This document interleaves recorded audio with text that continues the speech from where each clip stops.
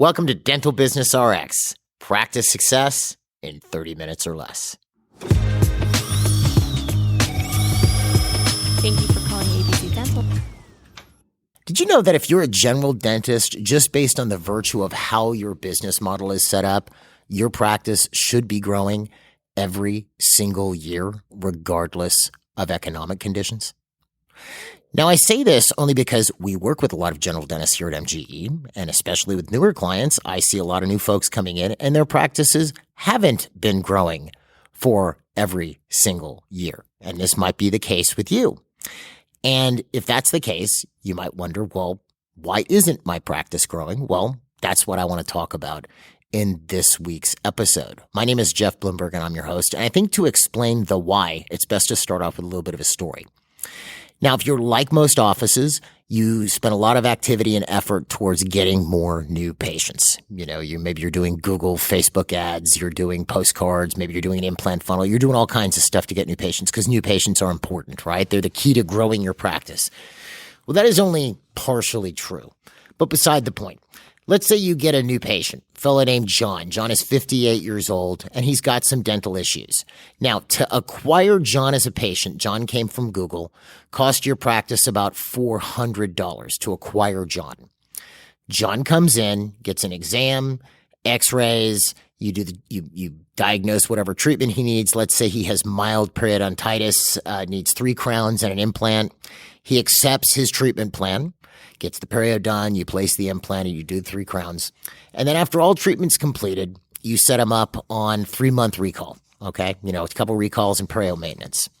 So he keeps his first appointment. 3 months later, he comes in, but then he misses his second appointment. Now, he called the day before, and he said, you know what, look, I'm going to be out of town. I won't be able to make this appointment. And you want to reschedule, and he doesn't have time to figure it out right now, so you agree that you'll talk when he gets back in town. He gets back in town, you call his office, he's busy. In any event, nobody reaches each other. Maybe, you try a couple times, you don't reach him. And then maybe over the next, year, you try calling him once or twice to fill a last minute hygiene opening. So 6 months go by, a year goes by, and John doesn't come back. Then maybe 2 years go by, and you now classify John as inactive. So play this scenario out in your head again for a second. You spent $400 to get John in the door. Okay. That's what, in addition to whatever other marketing efforts that you're doing. And then how much did you spend to keep John in the door? Well, you made a few phone calls, which maybe if you add up the labor cost of those few phone calls, it was $60 or $75. $400 to get John, $60 to $75 to keep John. And what's silly about this is not only, obviously, we're now not maintaining John's dental health. We're not staying on top of John to make sure that he's being taken care of. But John's 58. You've already done some dental work on John. John's going to need more dental work in the future, but John's not showing up on a routine basis. Now, let's take John and multiply him by the thousands of patients that you have in your patient base that are not showing up regularly in your practice. And you now have the average dental office. And this is why, ultimately, your practice isn't growing. To that end, if I were to pick the 2 biggest problems in dentistry, one is case acceptance, the other is patient retention. Inactive patients. Those are the 2 hugest problems. And, obviously every business tries to keep their customers active, but this is a real big problem in dentistry. It's also something that dentistry does very poorly. And if you want a simple experiment to check this for your practice, like how is this going in your office? How bad is this in your practice? Well, here's what you can do. Grab your software. We don't have to grab software at software, but sit down at one of your computers. And if you don't know how to do this, grab your office manager who's somebody who knows how to pull data out and take a look at all your patients. And specifically, you're going to want to ask the software how many patients have next appointments after today. So let's say you have 4,000 charts and you ask it, how many patients have an appointment date for after today? If you're the average practice, that's going to be 20 or 30%, maybe 1,000, maybe 1,200. I've seen offices do this with 4,000 or 5,000 charts and come up with a number like 700. And the funny thing about this, and I may have mentioned this in prior episodes, Jeff Santone, who I've had on the podcast before, has newer clients do this. When he's doing the MGE New Patient Workshop. I'll put a link to that on the episode webpage if you want to know more about it. But he asks the doctors, he'll ask him first survey, hey, so, how many patients do you think you have scheduled for a next appointment after today? The doctors often think that it's, 80% of the patient base. And the staff, on the other hand, tend to think it's like 10% of the patient base. It's usually not as bad as 10, but it's definitely not 80. So this is a big problem. This is why we'll see a client come to MGE for the first time. They've been in practice for a considerable length of time. They have 4,000 charts, 5,000 charts, and they still only have, 3 days, 4 days of hygiene, and they're having trouble keeping that full when a practice with 4,000 or 5,000 charts should have 12 or 13 days a week of hygiene, right? Now, what's funny about this in that John scenario I gave you earlier is in some practices, if John hasn't been in for 2 years, they will purge John's chart. They'll inactivate John. They'll stop calling John. And it's funny, everybody has a reason why John hasn't been back. Oh, John probably found another doctor. John doesn't care about his teeth. I mean, he cared enough about him 2 years ago to get that restorative treatment done in the implant. But we've all got a reason why John isn't coming back. Now, if you were to ask John who his dentist was, he'd probably tell you. Okay.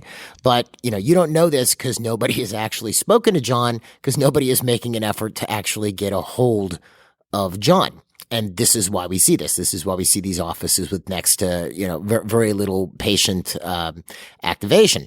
And look, if you've been a listener to the podcast for a while, you've heard me talk about this in various iterations. And you might go, well, Jeff, why are you talking about it again? Well, for two reasons. One, as I mentioned, it's the two biggest problems in dentistry, or among the two biggest problems, sales being the other. And two, I still see clients, maybe some of our listeners who end up becoming MGE clients. And I'm being nice about this, folks, who show up and they're still not doing anything about hygiene. They show up here as an MGE client and it's just, hygiene's still a mess. Folks, this is something that is so easy to fix. It just takes time and effort, and it really is the key to long-term practice growth. Because I want you to just think about some basic numbers here for a second. Then we'll get into the reasons why and all that type of a thing. But think about this for a second. If you're the average office and you're adding, let's say 30 new patients a month. Okay. So you're adding 360 new patients a year. That's the average. So what would you suspect you would lose out of those 360 new patients a year? Let's say you're losing 20% of these patients. We call that your churn rate. How many patients are leaving? Okay. So 20% of these patients would be 72 patients. So that means out of 360 patients, you should be retaining 288 of these patients. Now, 288 patients should create, we multiply that number by 2, and we get 576. So 288 new patients that you're keeping should create 576 recall appointments.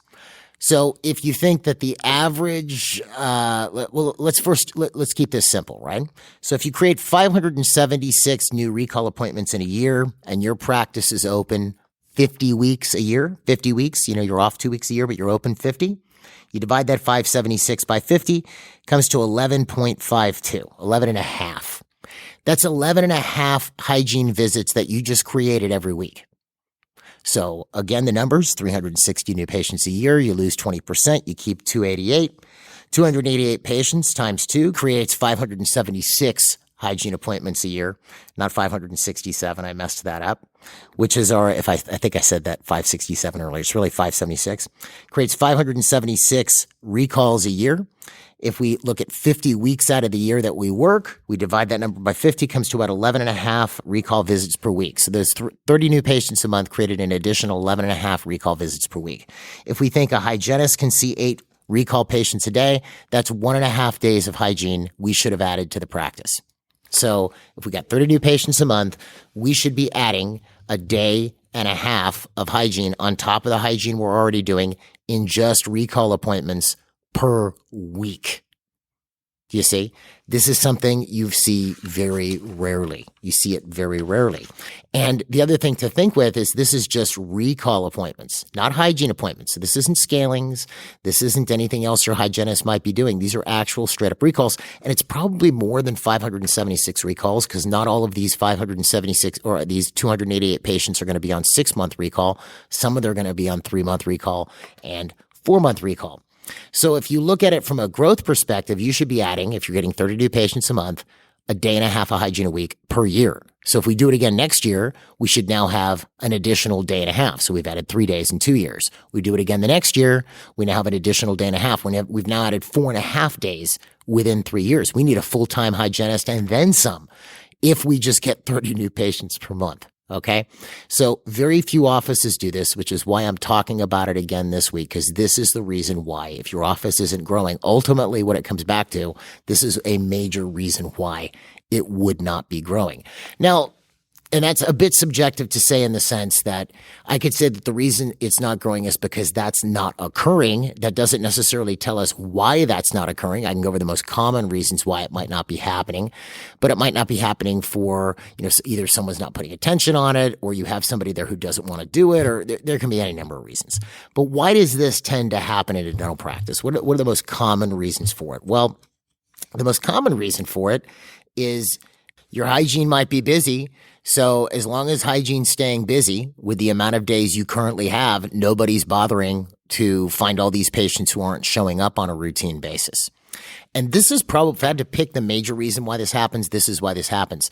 If I have a doctor who's already seeing 4 days of hygiene or maybe 5 days of hygiene, they have a full-time hygienist and a day-a-week hygienist, and they're getting 30 new patients a month, and hygiene's booked out already for, 3-4 months in advance, and they add this 360 new patients in a year, which comes out to, as we said, 576 additional hygiene visits or 1.5 days a week. Hygiene's already busy. So if they're losing patients out of the schedule, no one's freaking out that as long as those 4.5 or 5 days that we already had scheduled stays busy. So we sit with 4 days this year, 5 days this year. We have 4 days this year or 5 days the next year. In other words, the schedule stays constant. And as long as it stays busy, nobody's freaking out, especially with the price or the cost involved with hiring a hygienist these days or employing a hygienist. No one is keeping their eye on the ball and going, wait a minute, we just added this many new patients. We should have technically added another day and a half of hygiene.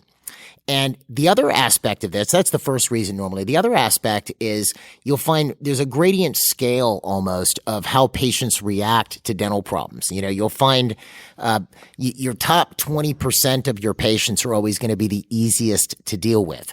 So let's say John, in the example I started the episode with, was one of these top 20% of patients. And I'm not saying as a person or whatever, it's just oral health is urgently important to John, let's say. Well, if he missed his second appointment, he would chase your office to make sure that he got scheduled because, he's that part of that top 20% tier. These are the patients who you tell them what they need and they just do it. You don't have to answer any questions, etc. But there's only the top 20% of your patient base. What about the other, huge percentage of your patient base? I mean, there's a percent in there that you probably don't want back, but the majority of them you do. Well, they're not as easy as the top 20% to deal with. So they need follow-up. They need someone actually calling them. They need someone getting them back.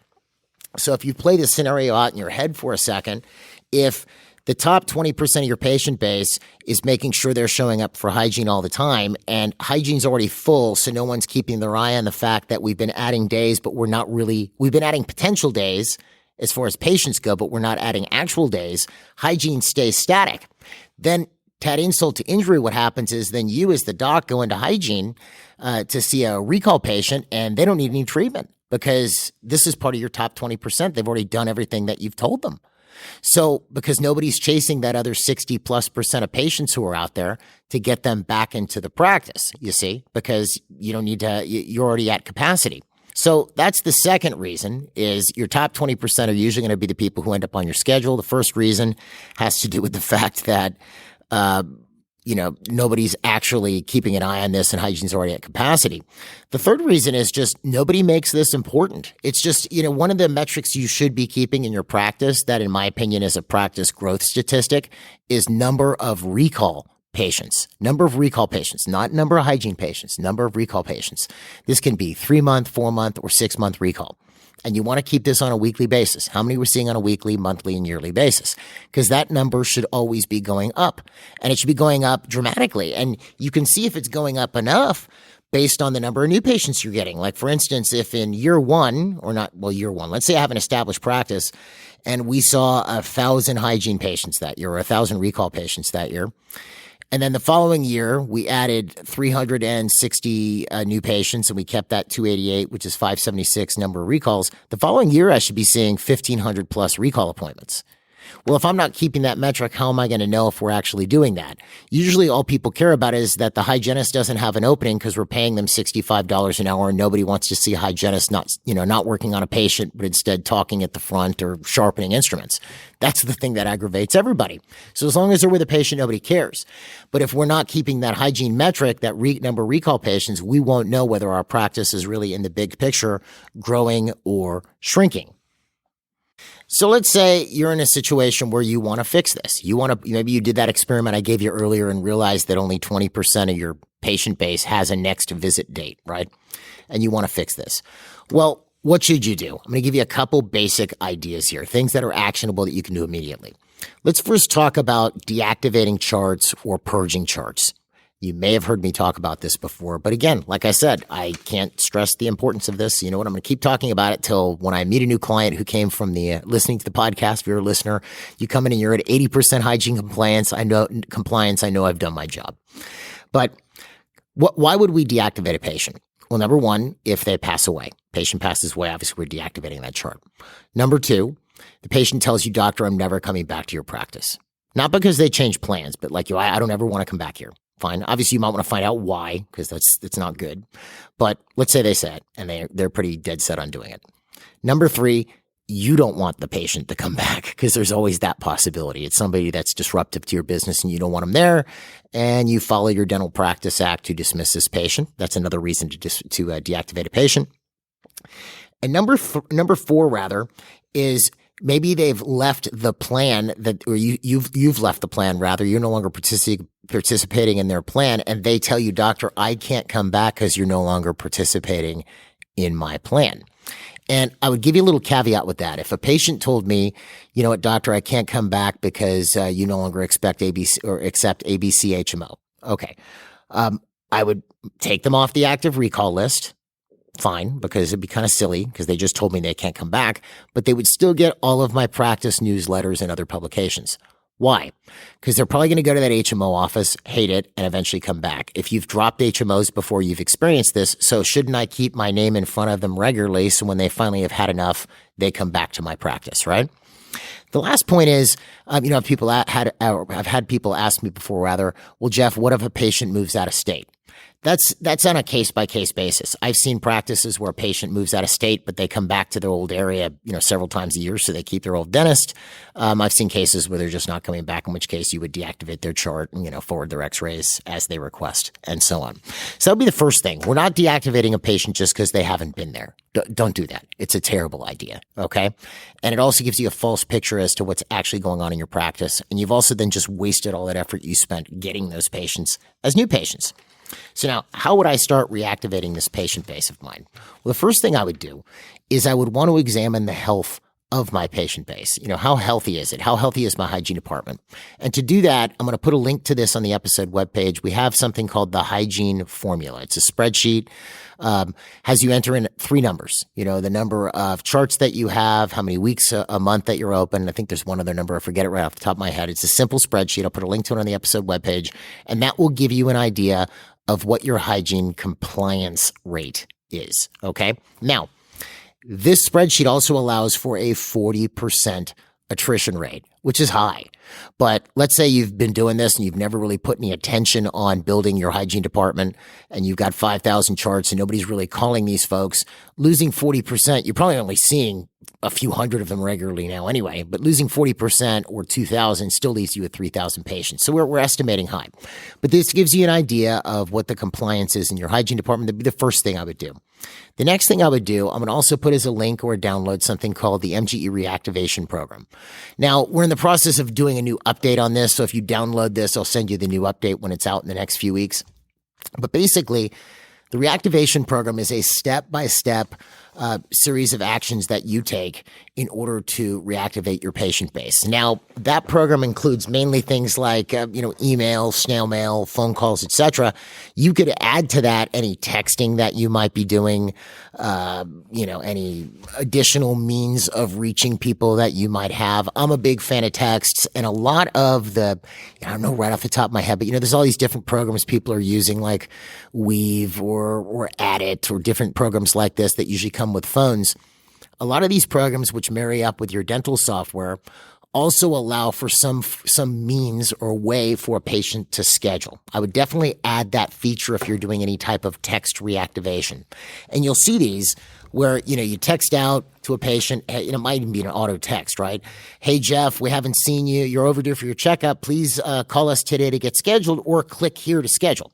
So if I can click on my phone, and that takes me to your site or whatever site is married up with your dental software, it should be able to schedule me at that point. There are softwares that do this or systems that do this. You may or may not have it. I'll probably do an episode on this with a little bit more detail in the coming couple weeks, because I think this is a game changer. This is not going to solve all of your problems, but it should solve at least 20 to 30% of the patients that you have that are inactive, who should respond to the texts and the emails and things of that nature. And I would have that link in my texts, my emails, any type of electronic communication I'm sending out, so that ideally what it should do, person clicks the link, it takes them to the whatever site I'm using or my website, tells me which hygienist would you like to see? Well, John. Okay, John or Sally. Pick the hygienist I want, and then it tells me their next available appointment, and I select that. Now, in certain cases, you may want to accept the appointment in the office before you officially confirm it, or you might let them schedule, up to you. But what that does is it allows for that lower hanging fruit to go ahead and schedule the people that you don't have to chase. And then you can focus your phone efforts and the additional letter efforts on the people that you do have to put a little bit more work into. There's going to be a gradient scale of folks. You have the easiest who are already showing up, and you have people who are easy that might respond to a text, and other people you might have to call 5 or 6 times to get them back in the door. In any event, the general way that works is explained in the reactivation program. You can add any other little, things you want to add to it to bring this effort up in your office. But ultimately, and this is what's stressed at the beginning of the reactivation program, this requires somebody who's actively responsible for this. I don't care if they also have another job in the practice, or if you have a big enough reactivation problem, it might be worth hiring somebody to do this. But somebody has to be responsible, and it has to be made important. This should be made important in your practice, that people show up on a regular basis for hygiene. Because let's look at it in the long run.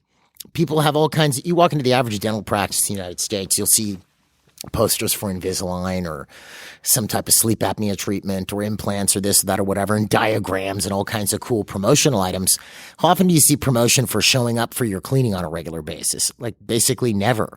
But if you want patients to obtain those things, they have to be in the practice, right? So either they're new patients or it's patients of record that you keep coming back on a routine basis. And ultimately, if you take a look at it, beyond the fact that it's good for your practice and revenues and the practice in general, it's actually really good for the patients. Because, you do restorations. Obviously, you want to make sure these restorations are lasting. You want to maintain a patient's oral health.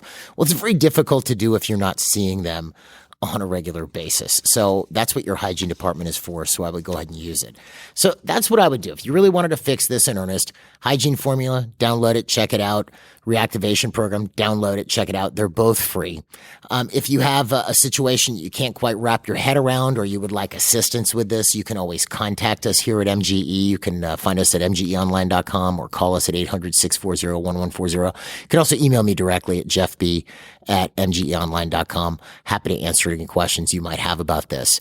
So that's pretty much all I have for you this week, folks. I know I've talked about the subject of reactivation before. Like I said, I can't stress its importance enough. It makes growth a breeze. Start keeping that metric of number of recall patients. You'll actually see whether your practice is growing or not. And if you do and it grows, you will see that long-term your practice is growing on a steady basis. So that's all I have for you this week, folks. I hope it helps. Have a great week, and we'll see you at the next episode.